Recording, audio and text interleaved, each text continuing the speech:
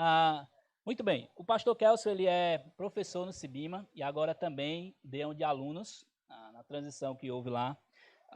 Aqui é o passadorzinho, pastor. E ele tem feito esse trabalho de visitar igrejas, tanto apresentando seminário, quanto também pregando, né? Quando as igrejas dão oportunidades. E é óbvio que eu não ia deixar ele vir aqui sem pregar, né? O pastor Kelso foi meu professor. Como eu sempre falo, da admiração que eu tenho por ele, não preciso bajular, mas temos que dar honra. Um dos melhores professores que a gente tem no seminário, já disse para ele, e ele até disse, não precisa disso, você não é mais aluno, mas é falando a verdade. Aprendi muito sobre a organização, pastor Kelso, a questão da dedicação que ele tem de organizar disciplinas. Então, ele agora está fazendo essa divulgação do seminário. Eu queria que vocês prestassem muita atenção, porque no final eu queria encorajar aos nossos irmãos para algumas disciplinas que vão ter no Cibima no próximo semestre.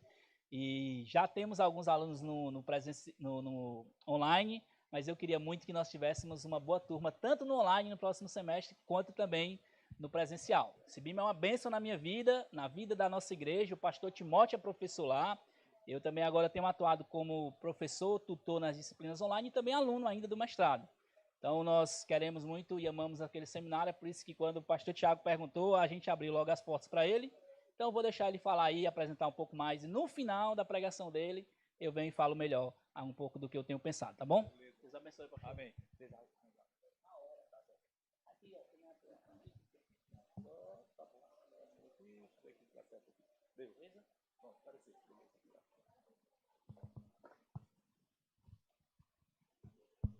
Bom dia a todos. Prazer muito grande estar aqui. Estive não foi na ordenação, foi no exame do pastor Ronier, né? Então foi muito legal estarmos lá. Quando foi, Ronier? Dezembro. Ok, já faz mais de um ano. Ok, foi um ano e meio, né? Tivemos lá, não conhecia a igreja, agora que eu estou conhecendo esse local também, tá bom? Mas é muito bom estar aqui. Conhecia de fotos. Eu sei que teve um grupo do Cibima que teve aqui, não foi, Ronier?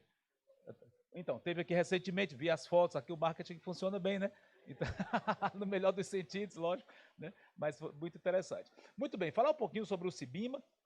Aliás, é quase chover no molhado, considerando que o pastor Ronier está intimamente ligado, como ele já deixou isso bem claro, então ele já deve ter falado bastante, mas não custa nada a gente falar um pouco mais sobre isso, sobre o Cibima. Bom, o Cibima é um seminário bíblico teológico, como vocês sabem, não tem fins lucrativos e é fundamentado nas escrituras sagradas. Aliás, dá para vocês lerem, quem não conseguir ler aqui o slide, se quiser vir mais para cá, não tem problema, depois da mensagem vocês voltam, porque na mensagem dá para me verem.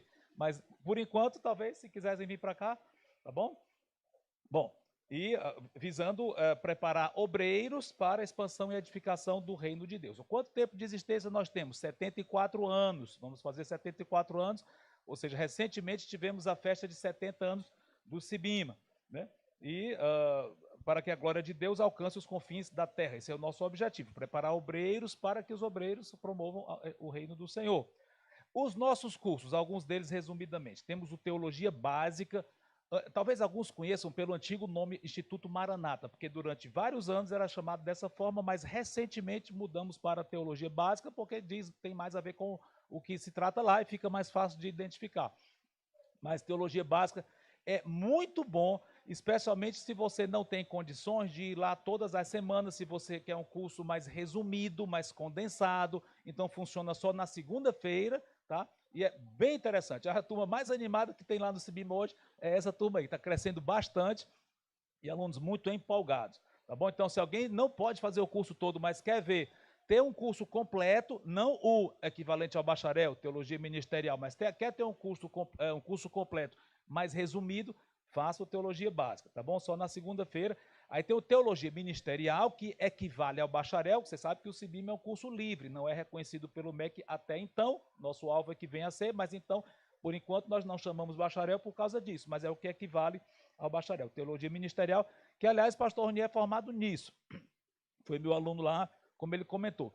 Teologia avançada é o mestrado que nós temos em teologia e aconselhamento, ele está fazendo de aconselhamento, né? E também temos alguns núcleos de estudo que funcionam só na sexta-feira. Nesse semestre, se Deus quiser, estaremos dando lá escatologia, eu estarei ministrando curso de escatologia. São 5 aulas somente no semestre inteiro, né? Tem uma certa periodicidade, funciona só na sexta-feira, tá bom? Bom, está aqui uma foto aí do Teologia Básica, de alguns alunos de lá. Olha, dá para ver como a turma é animada ali. A Kisa que estava sendo professora, vocês conhecem, lembra bem da Kisa? Foi tua colega, pastor Rony?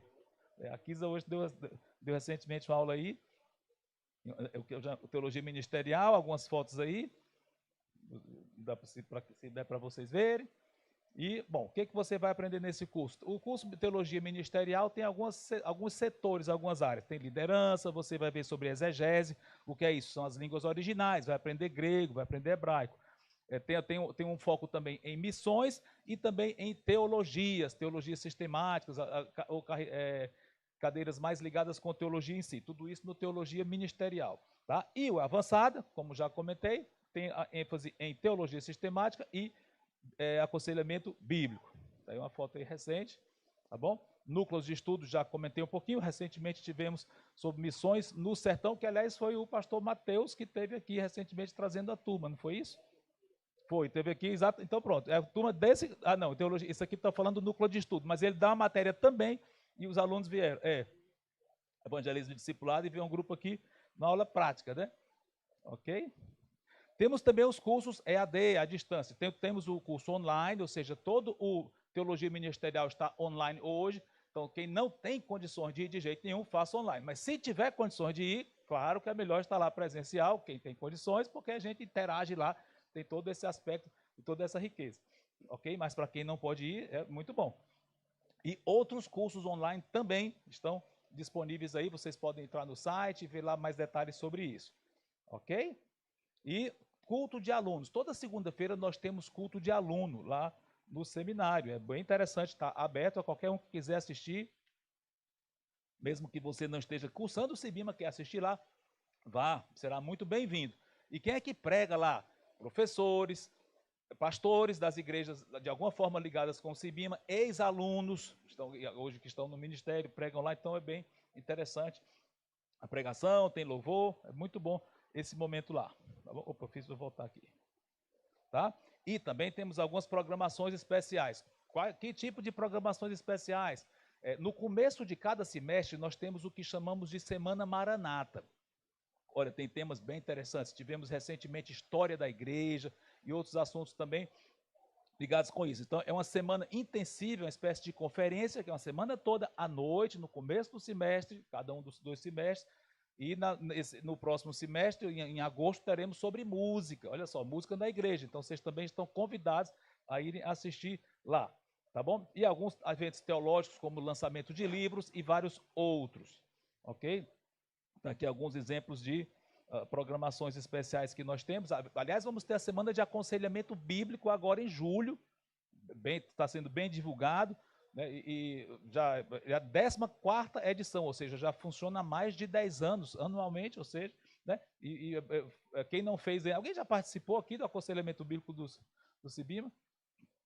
Ok, alguns aqui, pois então fica o convite aí para vocês se inscreverem, vai ser em breve, tá? Vamos lá. Aqui já passando para frente. Bom, nossa equipe está aí. Temos aí os professores, reitor, vice-reitor, e alguns ligados com a administração também, biblioteca. Tá? Então, vamos lá, vocês precisam visitar a gente lá para ver nossas instalações, para ver a biblioteca, conversar com a gente lá, comigo, com outros também que vocês, porventura, não conheçam. Tá bom? Bom, é dever de todo cristão conhecer e manejar a palavra de forma excelente. E concluindo com o versículo, procura apresentar-te a Deus aprovado, como obreiro que não tem de que se envergonhar, que maneja bem a palavra da verdade. 2 Timóteo 2:15. Ok? E qualquer informação a mais, entre em contato conosco. Está aí o telefone. E o pastor Ronier pode dar várias informações sobre isso e vou colocar vocês em contato conosco. Tá bom? Se alguém tiver alguma pergunta, pode conversar comigo depois, ou até com ele também, que já está bem informado sobre como funciona o Cibima. Tá bom? Muito bem. Então vamos agora para nossa mensagem. Eu queria apresentar minha esposa, que está ali atrás. Karen, pode ficar em pé, por favor. Está aí minha bela esposa. Aliás, ela também faz palestras especialmente sobre adolescentes, namoro, vida profissional, universidade, ela trabalha na UFC, enfim, se vocês tiverem interesse nisso, conversem com ela também, e está muito envolvida com questão de Libras, até ligado com a faculdade mesmo. Então, a formação de grupo de Libras, né, em locais diferentes, ela incentiva a formação de novos grupos e tal. Enfim, qualquer coisa, conversem com ela depois, tá bom? Vamos lá então, vamos orar ao nosso Deus, pedir que Ele nos abençoe na transmissão dessa mensagem.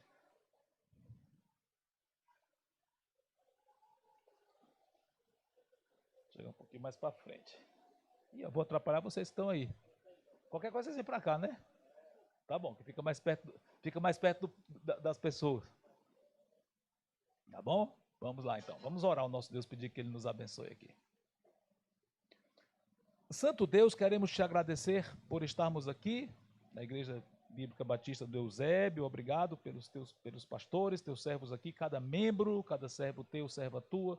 Sei como foi pedido aqui pelo local, pelo novo local. Obrigado por esse local que tu tens providenciado, ser também com o futuro local. Obrigado pelo que tu tens feito aqui.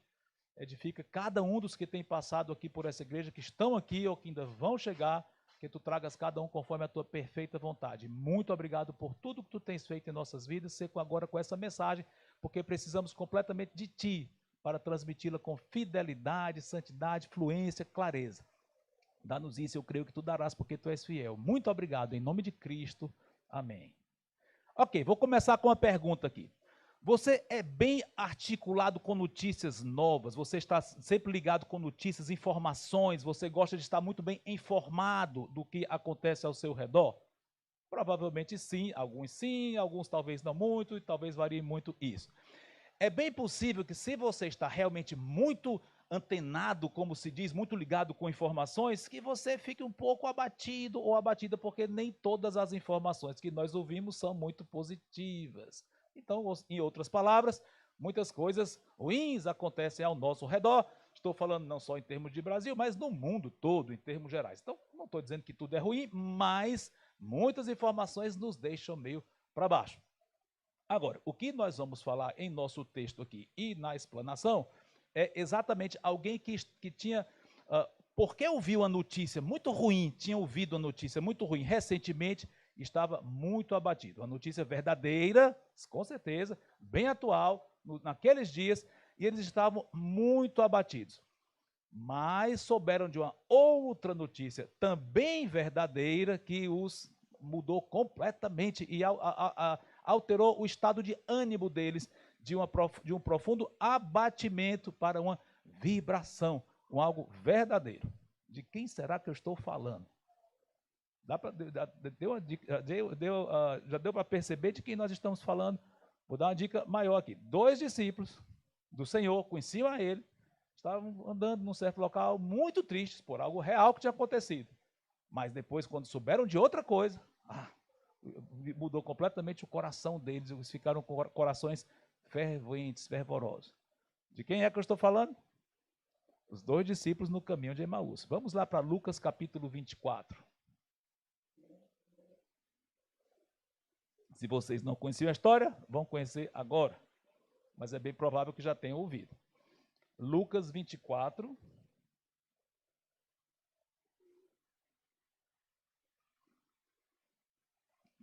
Nós vamos ler os versículos 13 em diante. O contexto aqui é a morte de Cristo e a ressurreição, tá? Esse episódio aqui aconteceu exatamente no domingo, no dia em que o Senhor ressuscitou. Ou seja, 2 dias antes, na sexta-feira, ele tinha sido morto à tarde, né? E aqui no domingo pela manhã, pouca gente sabia que ele tinha ressuscitado, quase ninguém sabia. Inclusive, esses 2 que estavam aqui caminhando de Jerusalém para um certo local que ficava a uns 10 quilômetros mais ou menos de Jerusalém, um local pequenininho chamado Emaús. Estavam viajando, muito tristes, e vamos ver o que aconteceu. Lucas 24, 13. Naquele mesmo dia, 2 deles estavam de caminho para uma aldeia chamada Emaús, distante de Jerusalém 60 estádios, e iam conversando a respeito de todas as coisas sucedidas. E aconteceu que, enquanto conversavam e discutiam, o próprio Jesus se aproximou e ia com eles. Os seus olhos, porém, estavam como que impedidos de o reconhecer. Não reconheceram o Senhor. Então lhes perguntou Jesus: que é isto que vos preocupa e de que ides tratando à medida que caminhais? E eles pararam entristecidos. Um, porém, chamado Cleopas, respondeu dizendo: És o único, porventura, que, tendo estado em Jerusalém, ignoras as ocorrências desses últimos dias? Ele lhes perguntou, quais? E os explicaram. O que aconteceu a Jesus, o Nazareno, que era varão profeta, poderoso em obras e palavras diante de Deus e de todo o povo. E como os principais sacerdotes e as nossas autoridades o entregaram para ser condenado à morte e o crucificaram. Ora, nós esperávamos que fosse ele quem havia de redimir a Israel, mas depois de tudo isso, é já este o terceiro dia desde que tais coisas sucederam. É verdade também que algumas mulheres das que conosco estavam nos surpreenderam, tendo ido de madrugada ao túmulo e, não achando o corpo de Jesus, voltaram dizendo terem tido uma visão de anjos, os quais afirmam que ele vive. De fato, alguns dos nossos foram ao sepulcro e verificaram a exatidão do que disseram as mulheres, mas não o viram. Bom, essas foram as palavras dele ao Senhor até aqui. Mas antes de nós vermos a resposta do Senhor para eles, vamos entender um pouquinho melhor que é a situação. Será que esses dois eram discípulos do Senhor de fato? Sim, com certeza. Eles tinham acesso ao grupo dos apóstolos, a gente já viu aqui, vai ver novamente, conheciam acerca do Senhor, amavam o Senhor, com certeza, por isso que estavam tão abatidos. E uma coisa interessante aqui, vocês devem ter percebido, porque eles tinham uma certa expectativa e essa expectativa foi frustrada. Que expectativa era essa? Perceberam aqui algo que eles estavam esperando, mas pelo jeito aquilo era infundado, porque aconteceu tudo ao contrário do que eles previam. Qual era essa expectativa? Qual seria o versículo que fala disso? Versículo 21. Nós esperávamos que era ele que havia de redimir a Israel, ou seja, uma esperança bem nacionalista de Israel, o povo de Israel.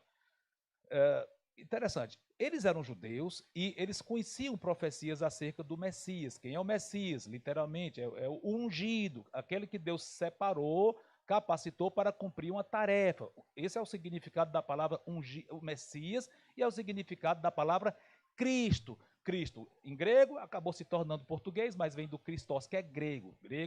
Cristo, Messias, Mashiach, hebraico, e quer dizer ungido. O que quer dizer ungido? Literalmente, alguém que Deus fez com que derramasse um líquido sobre aquela pessoa, como alguém que chega e unge, que derrama um óleo sobre a cabeça, simbolizando que ela foi qualificada para uma certa tarefa. No Antigo Testamento, normalmente, quem era ungido? Eram os reis, os profetas e os sacerdotes. Eles eram ungidos. Alguém chegava, derramava um óleo sobre a cabeça da pessoa e agora pronto, ela estava capacitada, qualificada para desempenhar aquele ofício. Isso é o significado literal da palavra ungido.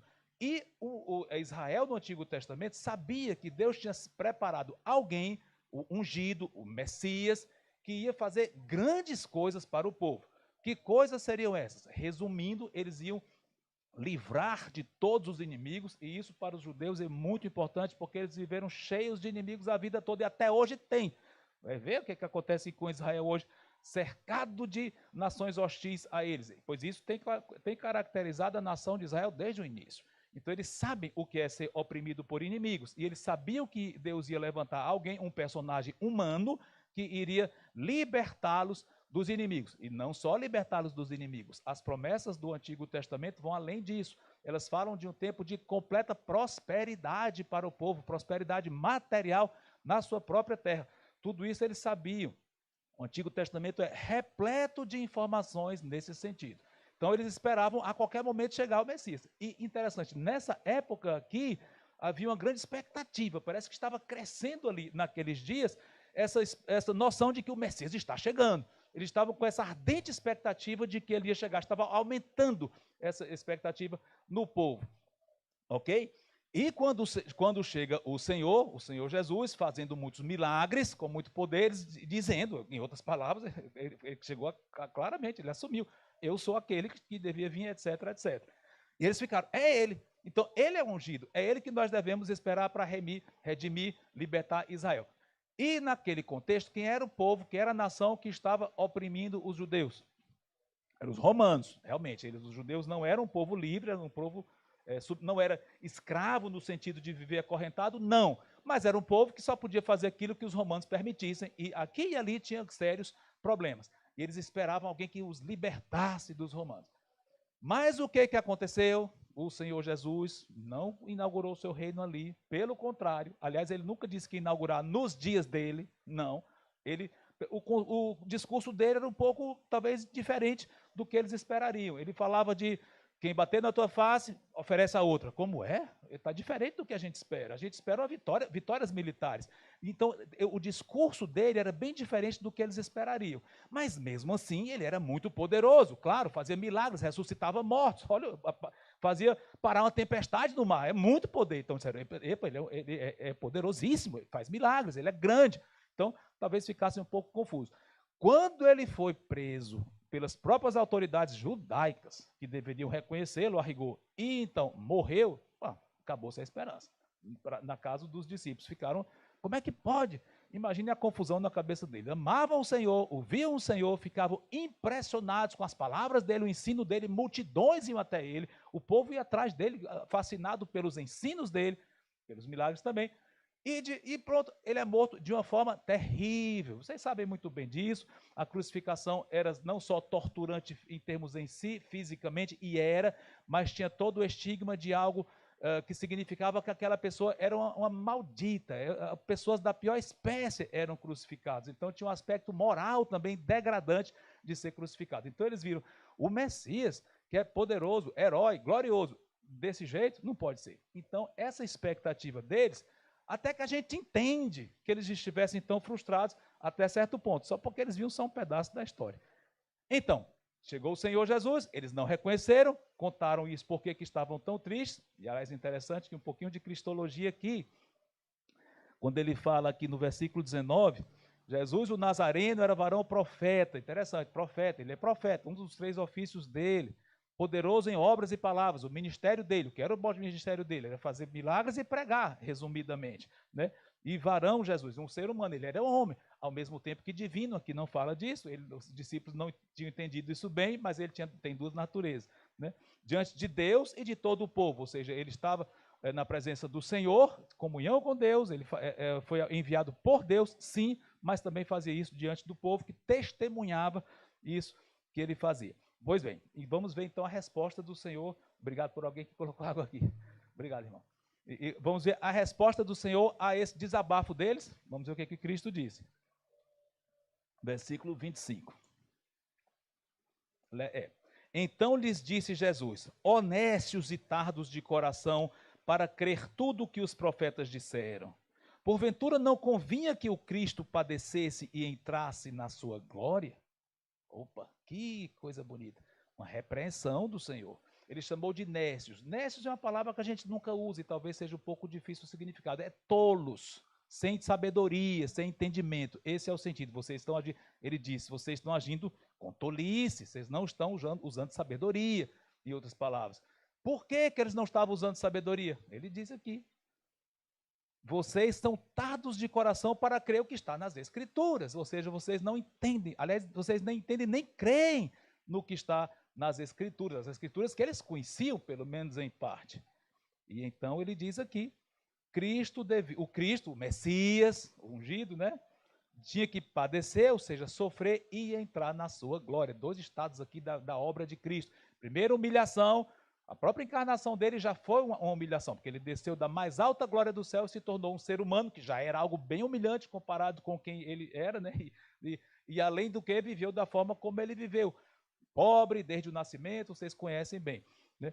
Mas também tem o outro estado, a glória dele. Padeceu aqui, que culminou com a sua morte, como já comentamos, e entrou na sua glória, que ele tinha acabado de entrar na sua glória.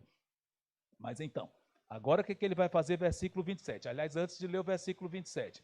Como foi que ele fez? Além de repreender os discípulos corretamente, amorosamente, em verdade, sim. O que ele fez? Ele poderia ter, digamos, desistido. Olha, não tem mais jeito. Vocês passaram 3 anos, não sei se eles ficaram todos os 3 anos lá ouvindo, mas, pelo menos, em grande parte, vocês ouviram meus ensinamentos, vocês conhecem as Escrituras, vocês não creem. Então, não tenho mais o que fazer, que pena. E pronto, e ele poderia, digamos, quem sabe ele fosse para outros discípulos que crescem nele.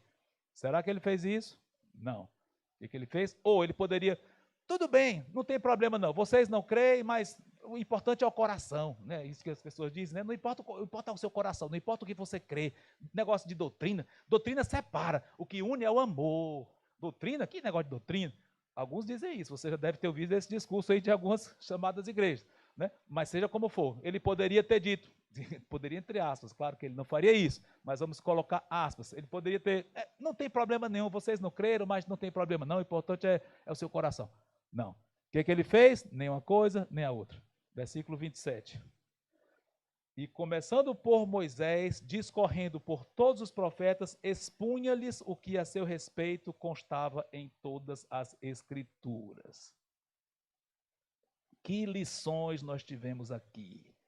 Primeiro, de saída nós vemos aqui, olha, um ponto fundamental na bibliologia, doutrina das Escrituras. As Escrituras apontam para Cristo. Não estou dizendo que todo versículo das Escrituras falam do Messias, não, essa hermenêutica a gente não concorda com ela, dizer que todo versículo tem que estar falando de Cristo diretamente.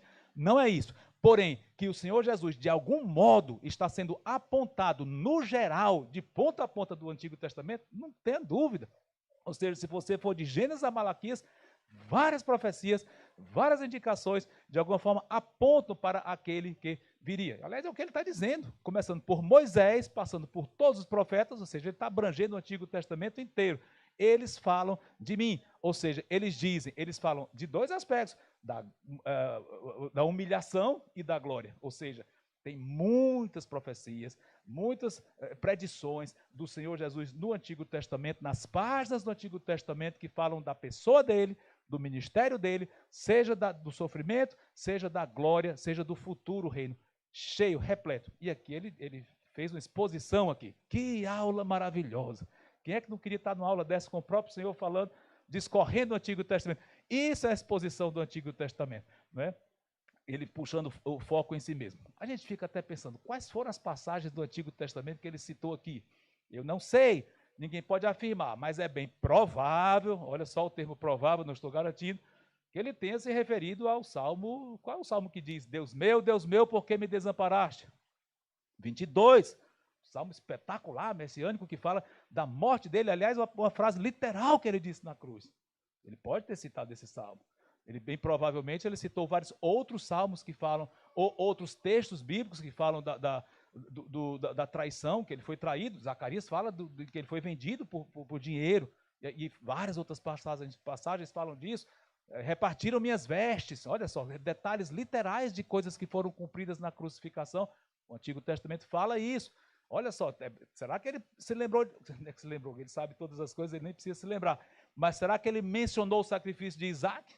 Tipologicamente apontando para ele? Talvez ele tenha falado, Abraão ia sacrificar Isaac, não sacrificou, mas isso aponta para o pai sacrificando o seu filho, que não poupou. Quem sabe ele tenha citado isso? Será que ele foi a primeira profecia messiânica das Escrituras? Quem sabe qual foi? Gênesis 3,15, o proto-evangelho, o primeiro evangelho, que é isso? O descendente da mulher iria ferir a cabeça da serpente, quer dizer, matar, pisar em cima. Ele ia ser ferido pela serpente, mas ia esmagar a própria serpente. Falando de Cristo e Satanás. Será que ele falou disso? Eu não sei, é possível.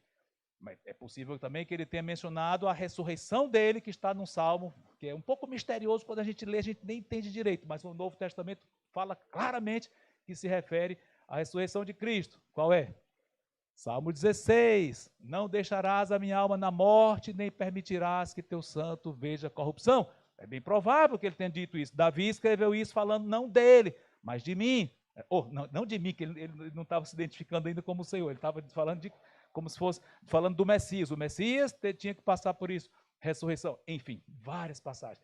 Talvez passagens falando do futuro reino dele, reino milenar, bem provável. Seja como for, foi uma aula bíblica aqui, uma exposição riquíssima, o próprio Senhor falando, expondo o Antigo Testamento em passagens-chave que falavam dele e, talvez sem dizer sou eu, provavelmente não, porque os discípulos não reconheceram e não sabiam ainda que era ele, mas falando, o Messias tinha que passar por isso, porque Isaías falou isso, o Messias tinha que passar por isso, porque Zacarias falou, fere o pastor e as ovelhas ficarão dispersas. Zacarias, ele entrou em Jerusalém, num jumento, humilde ali. Zacarias 9:9, claramente cumprido poucos dias antes disso. É bem provável que ele tenha citado. Ok? Pois bem, Vamos lá, vamos continuar aqui na nossa narrativa. Então, estamos vendo aqui os três, o Senhor Jesus e os 2 discípulos, na estrada caminhando lá, e a viagem vai acabar aqui agora. Vamos ver o que aconteceu. Versículo 28. Lucas 24, 28. Quando se aproximavam da aldeia para onde iam, fez ele menção de passar adiante. Ou seja, ele fez como se ia passar e se despedir deles. Mas, versículo 29, mas eles o constrangeram, dizendo, fica conosco, porque é tarde e o dia já declina. E entrou para ficar com eles. Versículo 30. E aconteceu que, quando estavam à mesa, tomando ele o pão, abençoou-o, e tendo-o partido, lhes deu. Versículo 31. Então se lhes abriram os olhos e o reconheceram, mas ele desapareceu da presença deles. Interessante essa passagem aqui. Bom, primeiro, o Senhor Jesus, ao partir o pão, foi lembrado por eles. Por quê? Bom, eu entendo que Deus soberanamente fez com que eles enxergassem ali que ali era o Senhor Jesus, mas no lado humano, talvez por tê-lo visto fazer algo que eles provavelmente tinham visto várias vezes antes, eles estavam familiarizados com essa cena. Então, quando ele pegou o pão, abençoou, agradeceu a Deus, partiu e deu para eles, imediatamente eles reconheceram. É ele, porque o tinham visto fazer algumas vezes e aquilo, como estavam familiarizados, eles se lembraram, isso no lado humano, porque Deus mesmo fez com que eles entendessem. Versículo 31 diz, né? Se eles abriram os olhos e reconheceram. Mas o que é que ele fez então? Desapareceu. Parando o texto aqui, a gente fica até um pouco assim, puxa, mas por que ele desapareceu nessa hora? Por que ele não ficou mais tempo? Ele ficou talvez horas aí nessa estrada conversando, vários minutos, né? E na hora que eles reconheceram, ele desapareceu. Mas que frustrante. Talvez agora os discípulos ficassem abatidos por outro motivo. Alegres porque o Senhor ressuscitou, mas tristes porque queriam mais da presença dele e nesse momento ele desaparece. Que coisa frustrante. Será? Será que não teve um motivo forte para ele ter desaparecido aqui? Creio que sim. Vamos continuar a narrativa. Versículo 32.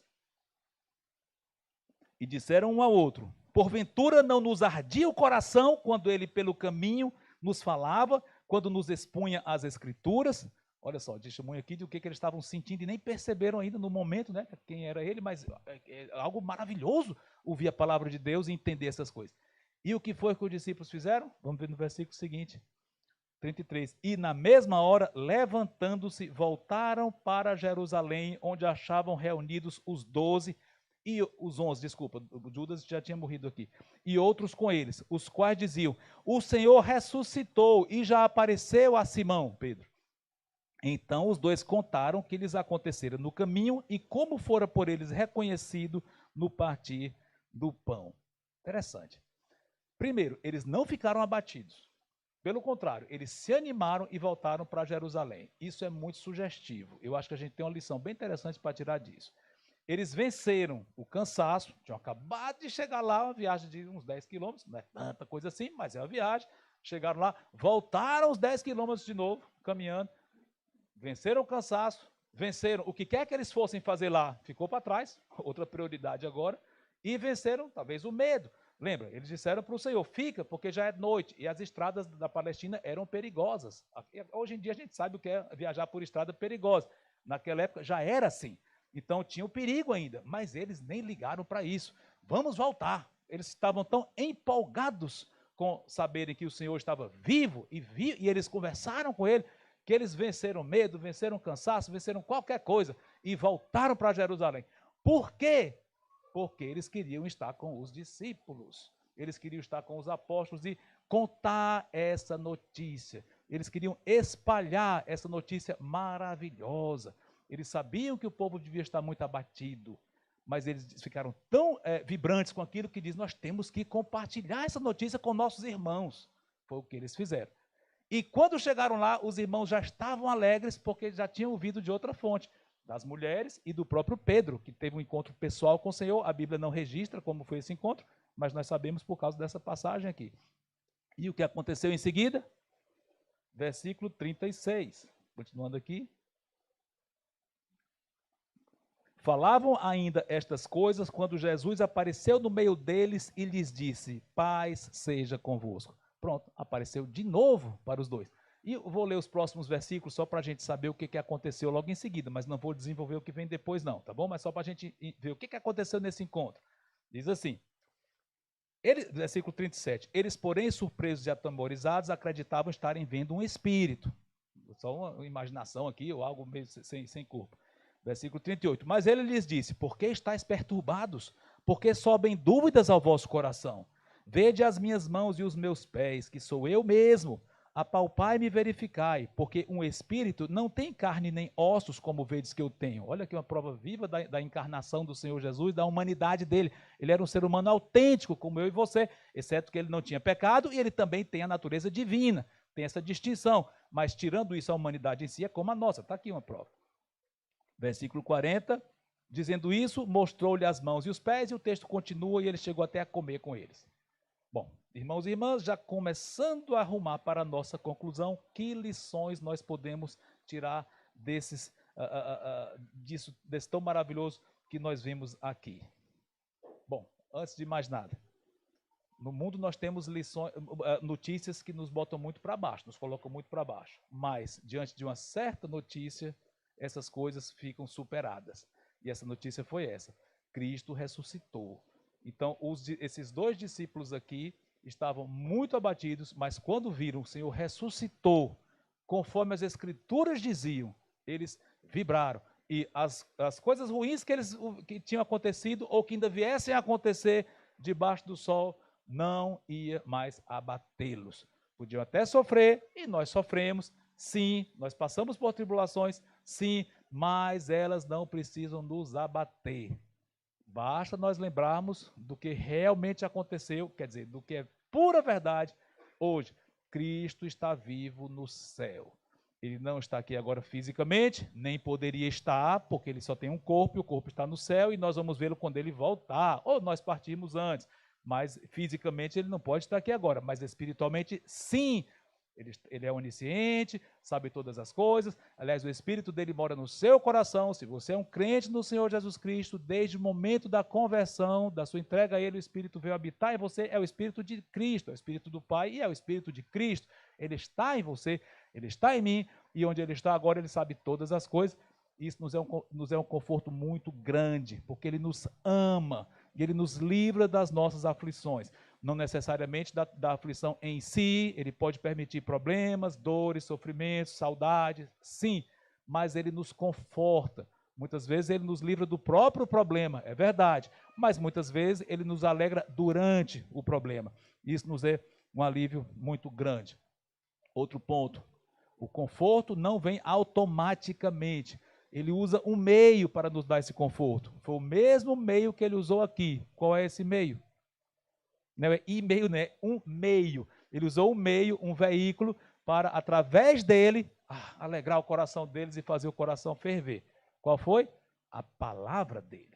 Que no caso nos dias dele era só o Antigo Testamento, hoje nós temos a palavra completa. Mas ele usa a palavra para nós crescermos. A palavra que é a verdade. Quanto mais nós mergulhamos, não é só de uma forma assim meio, entre aspas, mágica, você abre aqui, você lê, pronto, já li a palavra hoje, então vai dar tudo certo para mim. Não é isso. A palavra de Deus envolve nós entendermos o que ela diz. Olha a importância do seminário ou de qualquer outra instituição ou da própria igreja ensinando vocês, através de mensagens, através da escola dominical, seja para crianças, para adultos, ao ensino da palavra. Qual é a grande ênfase? Entenda o que a palavra de Deus diz, compreenda, então creia. Então, envolve o nosso entendimento, é racional. Racional e supra-racional no sentido de que a fé sobrenatural vem de Deus, mas envolve a verdade que a gente assimila. Tá? Então, mergulhe na palavra de Deus, tente entendê-la o máximo possível. Através dela e um coração que confia, a gente vai ser fortalecido nele. E através disso ele vai lhe usar.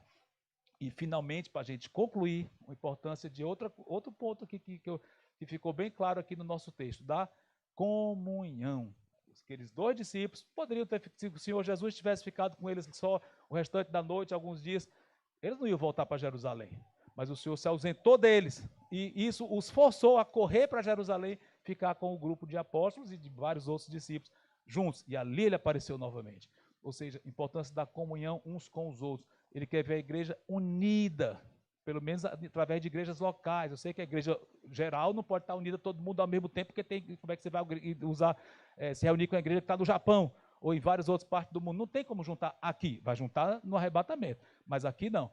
Mas Deus nos usa em igrejas locais para nós estarmos reunidos com o corpo dentro das nossas possibilidades. Fundamental, não percam eventos da igreja, não percam os cultos, não negligenciem de forma alguma a comunhão com sua igreja. Ali, Deus vai se manifestar para você de uma forma muito forte, de uma forma tal que nem se manifestaria sozinho com você.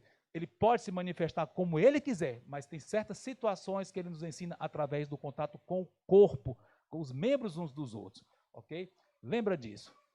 Notícias ruins nós temos várias ao nosso redor, mas nós temos uma notícia que passa por cima de todas elas, não anula aquelas notícias ruins, temos sofrimentos, mas ela nos dá um grande conforto, que é onde o Senhor Jesus está agora mesmo, à destra do nosso Pai, e com todo o poder, vai voltar, vai reinar aqui, ele volta a qualquer momento para nos arrebatar, e depois da tribulação ele volta aqui, vai reinar literalmente, fisicamente aqui, e cumprir todas as profecias do Antigo Testamento, que é a expectativa judaica. O que eles esperavam vai acontecer, o Messias vai reinar aqui, vai livrar Israel, futuro. Mas hoje ele trabalha na igreja, um dia vai nos livrar e aí continua.